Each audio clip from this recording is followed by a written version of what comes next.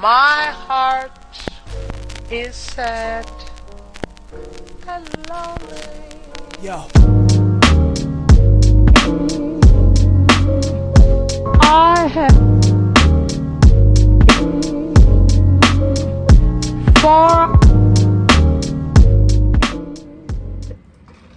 Alright, you vegans, no more complaining in life that nobody ever serves you, because Dunkin' Donuts has alternative milks.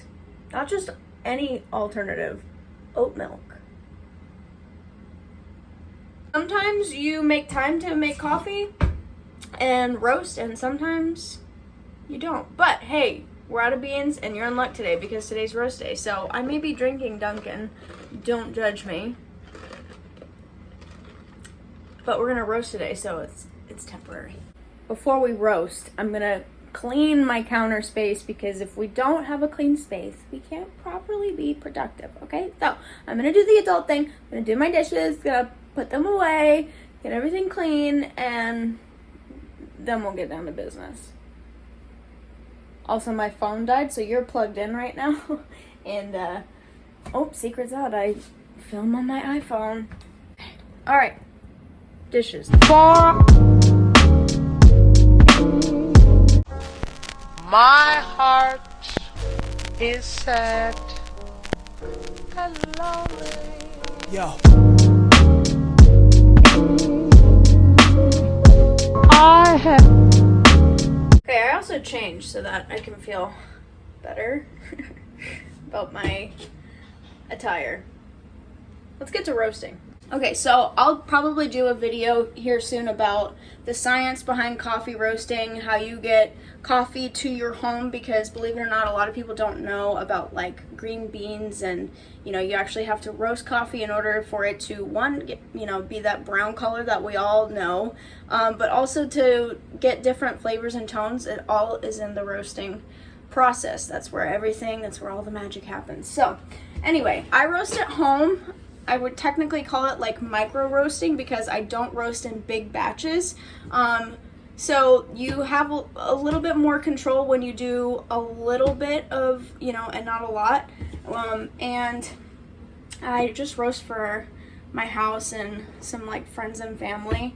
And so I don't roast a lot anyway for that purpose. But I mean, this does it for now. Obviously I want to do like way more later on. But this is a Barwell Roaster. It kind of looks like a popcorn machine if you've ever seen one of these kinds. And it has that little like spinner. And it has this peg that was added to it that helps with, you know, catch any kind of like beans that are too high. And it helps with consistency and whatnot. So, yeah, my boyfriend got it for me for Christmas. Great gift. First step is to turn it on. We have the heating set to probably about 260, and it will stay there pretty much the entire time. I find it's easier, it just stays there. So, these are the green beans. This is what I was trying to show you guys. This is before you roast coffee, what the beans look like. It's that green color. It has like a sweet grassy kind of smell to it. So I ordered these from a company called Coffee Bean Corral. They serve like all organic beans. I'm still in the looks of trying to find a source to buy green beans from more, but this does the trick pretty much. I like this one. And yeah, coffee starts off obviously from a tree.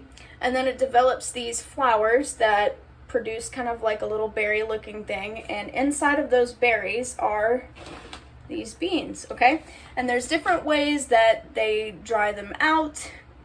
Some people leave the beans in the cherries for a while and it creates more of like a natural honey flavor. Some people wash it. Some people do it unwashed. Like coffee, this is what I'm talking about. Coffee is a science. It's an art form. There's different ways to do it and many different amazing coffees out there to try. So I'm going to take these green beans. We're going to put these, once this is heated up, in there. And from there on out, it's pretty much a waiting game with lots of observation.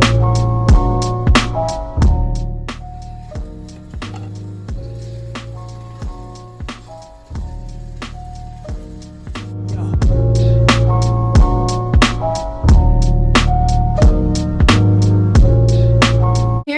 second crack going from there, which means that it's pretty much done.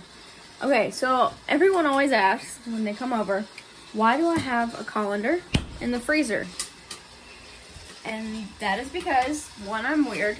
Two, it's because when I roast coffee, this doesn't have a proper cooling system. You need to cool beans down pretty like right after they're done, because the beans are still hot, so they're still gonna cook. You want to cool them down as fast as possible. So I keep a metal colander in my freezer at all times, because when I roast, I need it on the go pretty quick. Okay? Now I'm gonna take these off.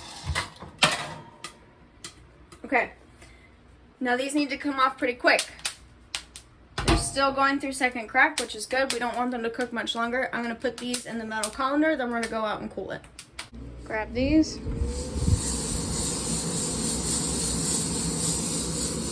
This is really where the ticket's at, because these were still hot. I do this for a minute or two, and then they'll be done. It's very messy and the chaff gets everywhere. Look at those. See, this is what you want. There's some that are still kind of light. Normally you would go for more consistent, but there's only so much I can do with this roaster. It's still better than store-bought coffee any day of the week, because it's fresh. You can play around with the flavors. Go dark if you want to have a dark roast. Go light if you want to have a light roast. I prefer more of light to medium. This is that, pretty much that. There's no oil. Look at that. No oil on these beans. You don't want oil on your beans, because that means that they're old or they've been over roasted and burned. It's either one of the two. I've screwed the lid on, but not too tight, because carbon dioxide needs to be released. That's why you need to let these sit normally for 24 hours in order for flavor to develop. If you were to if you were to brew these right now, it would not taste good. So anyway, that's how I roast coffee, and yeah, let me know if you want to see more videos and tutorial styles like this more often. Anyway, with that being said, thank you guys so much for watching. Like, share, subscribe, share a lovely comment down below, share it with a friend that you know. We'll see you guys next time. My heart is sad and lonely. Yo.